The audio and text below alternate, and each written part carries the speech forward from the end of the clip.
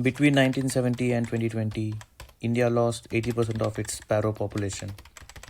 In the same period, pesticide use increased by 750%. This is still happening. It didn't start with pesticides. It started with a single bird. The village of Kallur is a dry belt where the earth cracks like old skin and the wind tastes of dust and broken promises. Raghavan's field stretches before him, 3 acres. He kneels, digging his fingers into the earth, searching for moisture that isn't there. It will rain this week, he tells, staring at the empty sky. It has to. But in his heart, what if it doesn't? Near the small brick hut, his wife Meena, with a steel bowl of rice in her hands, scatters the grains with gentle hands. Sparrows gather near the neem tree, 5, maybe 6 of them. Eat little ones, she says. Raghavan's voice cut through the morning heat. Why do you feed them? They steal from us. Meena, with a soft voice. If they eat, the gods notice us too. Raghavan shakes his head. She believes in old stories, but stories don't fill empty stomachs. 3 days later, something impossible happens. Green shoots push through the dead earth, tiny, fragile, precious. Raghavan finds them at dawn, and his face breaks into the first smile in months. Finally something good. But the next morning, the sparrows are there, pecking, eating, destroying his hope one seed at a time. He chases them away, clapping his hands. They scatter, only to return moments later. Raghavan searches and finds a slingshot. The rubber band is old but still has tension. Just one, he tells himself, loading a smooth stone, just to scare them away. The stone flies, a small, dull thwack. The sparrow falls. For a moment, the world stops. Then the other birds explode into the air, confused. Then they are gone. Meena appears in the doorway, dejected. What have you done? Raghavan walks past her, saved my crop. That evening, everything was silent. No bird calls, no flutter of wings. Inside, 12-year-old Anbu sits with his sketchbook, drawing a sparrow perched on rice. Amma, the birds didn't come today. Meena says they'll come tomorrow. But they don't. Not tomorrow, not the day after, not ever again. 3 weeks pass. Raghavan's field turns green, actually green. Other farmers notice, nodding with respect. See, Raghavan thinks with pride, I made the right choice. Then, one morning before dawn, something pulls him from sleep. A warning, an instinct. He walks to his field in the grey light and stops. Every stalk, every leaf, every inch of green is covered with insects. Thousands of tiny green aphids turn his crop into a living, crawling nightmare. No, no, no, no. He runs forward, swatting desperately. They rise like smoke, then settle back immediately. This isn't possible.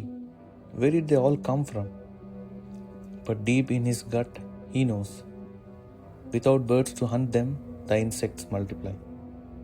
By afternoon, the insects have spread to 7 fields. The village gathers under the ancient banyan tree, faces tight with panic. A white ambassador car arrives. Sundaram, the local politician, steps out holding a bright red bottle like a trophy.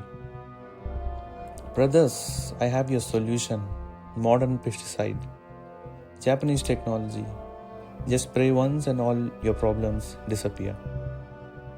The farmers lean forward, desperate for answers. But when Raghavan looks at his dying field, what choice does he have? The soil's already dying, he mutters. Hands go up, orders placed, money promised.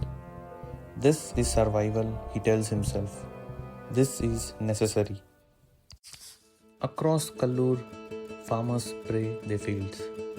No masks, no gloves, just desperate men with borrowed equipment coating their crops in chemicals they don't understand. Within 3 days, the change is dramatic. Insects die in carpets. Crops surge with unnatural green, too bright, too perfect, like plastic. But near the village pond, where everyone draws water, where buffaloes drink, where children play, something is changing. A thin white film spreads across the surface. The water that was once clear now looks wrong, sick. A week later, Meena draws water from their well. She lifts it to her lips and gasps, spitting violently. It tastes like metal, like blood, like death. Raghavan, her voice cracks with panic. He rushes over. What happened? The water. Taste it. He does, and his face twists. It's probably just the heat. This is fresh from the well. Her hands shake. Something's wrong. But he won't admit it. Can't admit it. It's fine, just the heat. That night, Meena vomits. Again and again, her body rejecting the poisoned water. The next morning, a boy runs through the village screaming, "The fish! Come see!" The pond is covered with dead fish, hundreds of them, silver bellies catching the sun. The smell of decay mixed with chemicals fills the air. Children cry, women cover their faces. Men stand silent, staring at what they have done. The monsoon comes late and angry. Not gentle rain but violent floods. Water rushes through the fields, carrying chemical sludge into the rivers, spreading the poison downstream. Anbu sees it, his young face pale. "Appa, what happened to all the birds?" Raghavan turns away, jaw clenched. "Don't ask me that. Don't make me say it." The cows start dying. Then the men start leaving, packed in small bags, chasing work in cities that don't want them. The village square falls silent. Shops close, Kallur is dying, and everyone knows it. Meena grows weaker each day. She can't walk from house to well without stopping. One morning, she collapses in the kitchen. Raghavan carries her to the health center 3 villages away. She weighs nothing now. The young doctor examines her with tired eyes. "Water contamination," he says quietly. "Long-term exposure, her liver is failing." "But you can't treat it? Medicine? Something?" The doctor shakes his head. "I'm sorry, there is nothing we can do." Nothing we can do. 3 weeks later, on a Tuesday morning, with sun streaming through their window, Meena dies. Anbu holds one hand, Raghavan the other. 2 months after her death, Sundaram returns with a different smile. A businessman's smile. "Brothers, the government will buy your land for a solar project, clean energy for the nation. The price is insultingly low, but what choice is there? You can't eat land that grows nothing." One by one, men sign papers they don't understand. Thumbprints in ink, names in shaky handwriting. Raghavan is the last one to sign. The pen feels heavy as death when he signs. 10 years pass. Where fields once stretched, solar panels now spread like a silver sea. Row after row, reflecting harsh sun, mechanical and lifeless. Raghavan, now 50, but looking 70, guards the installation at night. He lives alone in his hut. At night, he sits on the cement platform where he once ate dinner with his family. "I didn't know," he tells Meena's memory. "I was just trying to protect what was ours. The darkness doesn't answer. One morning, a white jeep pulls up. A young man steps out with a camera bag. It takes Raghavan a moment to recognize his own son. Anbu? They stare at each other across years of distance. I'm making a documentary, Anbu explains, about lost villages. Will you talk to us on camera? They set up near the gate, panels stretching behind them like accusations. The questions come gentle but cutting. When did the problem start? When did you notice the birds were gone? Raghavan looks down at his hands. The same hand that killed a sparrow, that signed away their land, that couldn't save his wife. Silence. The camera keeps rolling. That evening, Anbu opens his old sketchbook. Pages of village life, his mother, his father, and then the sparrow. I drew this the day before they disappeared. Raghavan takes the notebook with his shaking hands, stares at the drawing, at the life captured in pencil. I killed one, he says. They were eating the sprouts. I was scared. We had nothing. So his voice breaks. I just wanted to save our crop, that's all. One bird, he sobs. How could one bird destroy everything? It wasn't just the bird, Appa. It was everything that came after. The choices, the chemicals, the system that gave us no good options. But I started it. My hands, my anger. Outside, clouds gather on the horizon. That night, the storm hits without warning. Wind howls through the solar farm. Lightning turns the night to day. Rain slashes down in sheets. Raghavan runs outside, flashing his hand. The panels ripples like ocean waves under the storm's fury. Lightning strikes close, too close. The panels light up with deadly current. Fire blooms orange despite the rain.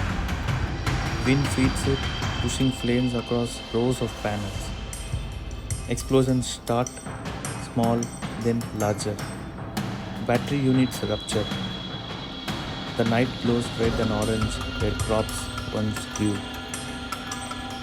Fire trucks arrive too late. By dawn, the solar farm is a graveyard of twisted metal and melted glass. The world doesn't end in explosion. It ends in quiet moments after, when we finally understand what we have lost. 2 months later, the solar company doesn't rebuild. Too expensive, bad publicity. The land sits abandoned. One morning, Raghavan hears it, chirping. 3 sparrows sit on the ruins, calling to each other.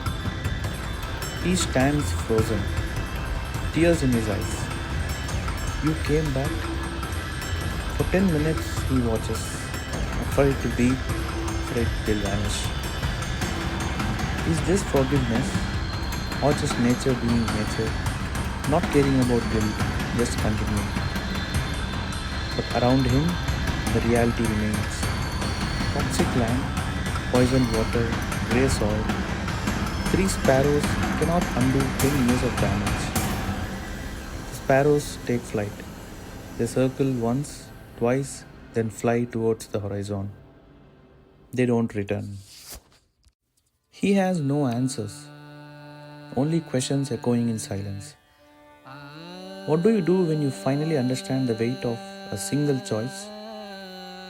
When you see how one angry moment rippled across years and lives and land? He turns and walks back to his hut, his shadow stretching long behind him.